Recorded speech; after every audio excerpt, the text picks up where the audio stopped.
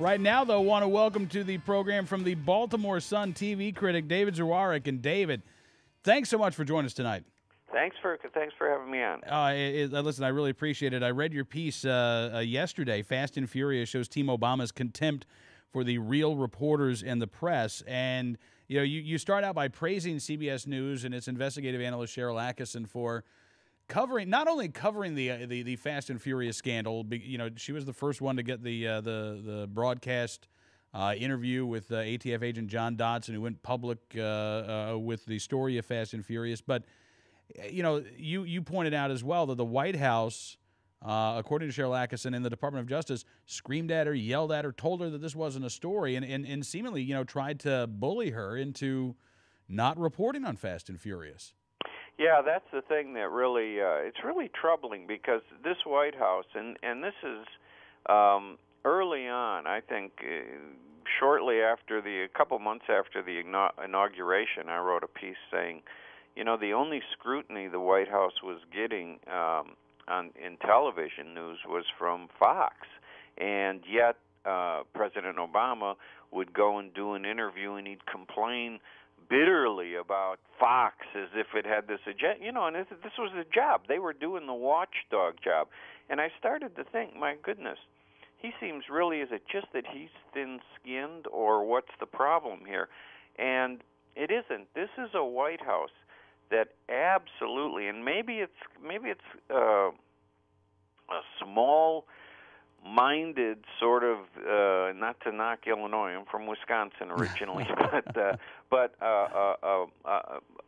an attitude of being able to bully the press, and so if those in the press who are acquiescent, those who follow the plan, those who don't ask tough questions, they get interviews, they get treated well. But anybody who stands up to them, they are really nasty. And I wrote at the time in 2009 when they went to war with Fox and declared it, which was crazy enough in its own way that you're going to declare, hey, we're going to war with Fox. Great idea.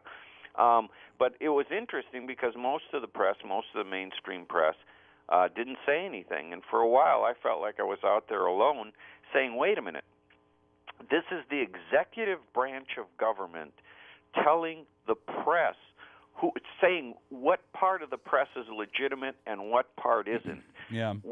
Do you know how dangerous that is? And do you know how the concept of how this government is supposed to work, how antithetical that is to it? And that doesn't upset anybody. Well, eventually the tide did turn, and the White House had to retreat on that. But that's the same press. That's the press. That's the White House that I saw rear its head again in the case of CBS News. And this nastiness, and the White House press rep who yelled at her, Eric Schultz, Carney, essentially his boss or the next guy up the line, basically says, well, it's part of the job. If it happened, I'm not saying it happened, but if it did happen, toughen up. This is part of the job. This is from the spokesperson for the president, who makes all these pious statements about civility and bringing people together, says, yeah, let's yell and curse at reporters. That's part of the kind of discourse we want to have in this nation. No, it's outrageous. Well, and you mentioned the media, the other media outlets, and how they sort of sat by for a while and didn't really say anything as Fox came under attack. And again, I think something similar can be said, and you point out, one of the comments that was made to Cheryl Atkinson, according to her, was that the White House press contact said, look, the Washington Post gets it, the New York Times gets it, the LA Times gets it, there's no story here, why do you keep reporting on it? And you say, look, it's fair to think that some of these outlets who have not been covering Fast and Furious, you mentioned specifically NBC News, which I believe the last time they ran a story on Fast and Furious was back in April, they're going to get rewarded, and it shouldn't be a surprise if CBS gets dinged from the White House because of Cheryl Atkinson's reporting. Yeah, and that's exactly the game that the Obama White House plays. And CBS has a lot to lose in this sense, because CBS News, from the time of the November victory in 2008 for President Obama, That weekend, I think, his team was on 60 Minutes, and it was practically the whole show. They gave backstage access to 60 Minutes. Now, why did they do it? Because they love CBS? No, because that's the biggest 10, they're a top 10 primetime show with up to 20 million viewers some Sundays. That's why they did it. I wrote and I have a lot of respect for 60 Minutes. I mean, it's the most successful show in some ways in the history of American television in terms of ratings, earnings, and still doing some pretty good journalism. But I wrote after about 3 or 4 or 5 or 10 of, no, they're not 10, about 5 of these interviews with Obama or his senior advisors, that and Steve Kroft doing all of them, and wrote and said, hey, this relationship is getting too cozy. It looks like both sides are getting something out of this. CBS is getting access and ratings. Obama is getting his message out there pretty much unfiltered. Kroft is a tougher interviewer than this. So they had this relationship, and I think they had I think they risked sacrificing it, and good for them. That's the price of doing journalism in this America. Sometimes it hurts that way. You know, when if you'll remember, Cheryl Atkinson first came out with this stuff, and then I think the American Spectator tried to do an interview and was told by CBS she was no longer available. And my first reaction was, oh, there it goes. You know, the folks at the White House are talking to people at CBS News, her bosses.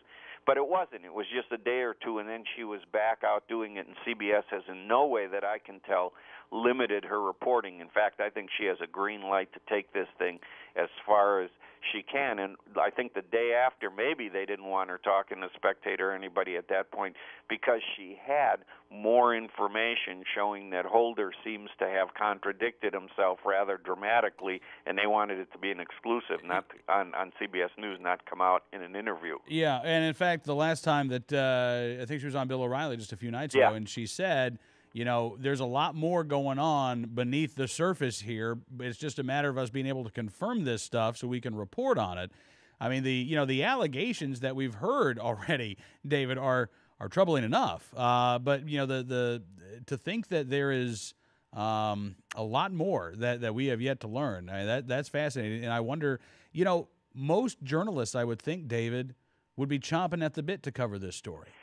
Yeah, it's interesting. I mean, in fairness, sometimes no, you're right. I was going to say sometimes when somebody has as clean a scoop on this as she does, you go, hey, look, all we're going to do, but no. On a story of this size, you should go after it. I think that's absolutely the case. I was glad to see her on Bill O'Reilly's show. O'Reilly's, got the biggest tent in primetime cable television, far and away, and he's a good interviewer, and I think. She got a good shot on that show to reach a lot of people with her message. And one of the reasons I wrote about this, too, is because I am positioned still within the mainstream media, and I saw some people in the media trying to say only right-wing partisan media is supporting it. And I thought, God, don't make this into politics. I mean, of course, it's going to be politics, but don't make it into right, left, conservative, liberal on this. Atkinson is doing journalism. She's got a story. I don't think it matters whether she works for Fox or CBS on this story. I think they're going to go for it, and they're going to try to take this as far as they can go. And I have to tell you, I think I am not surprised. I'm going to stop there. I'm a media critic. I shouldn't talk about the Justice Department. I have no expertise in how the Justice Department's being run. I'll limit myself to media criticism. All right. Let me ask you a question about the Justice Department and the media, because we did see today that during the Justice Department press conference on the terror plot that had been thwarted, in the Q&A session, all of a sudden the topic turns to Fast and Furious. Eric Holder answers a question somewhat generically and then leaves the podium as other questions about Fast and Furious are being asked. So, David, first of all, are we now starting to see the media? I mean, I confess, I was a little surprised that at a press conference about a national security issue, all of a sudden now Fast and Furious is being discussed. Yes. Does this mean that this has now collectively become a big enough story that the media cannot ignore it? They can't downplay it?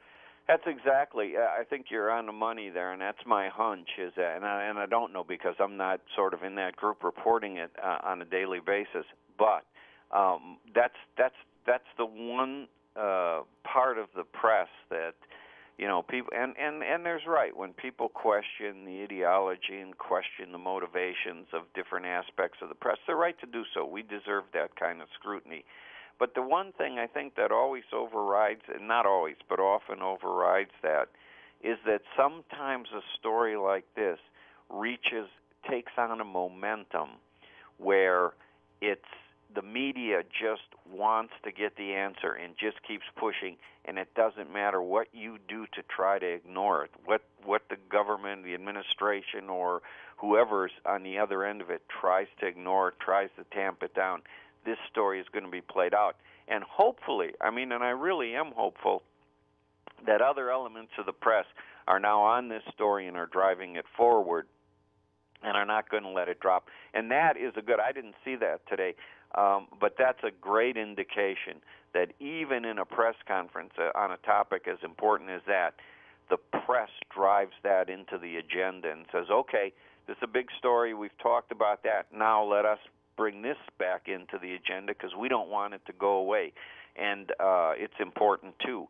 That's a really important thing, an encouraging aspect of it. And I don't think Fast and Furious at this point goes away until we get some answers. I do not think that you can finesse this thing, you can ignore this thing, you can try to look the other way. I think Holder's going to have to deal with this now, and I think the consequences are going to be large if he doesn't have answers for it. Well, from your lips to the public's ears, David, and the media's ears. Listen, thank you again for coming on the program.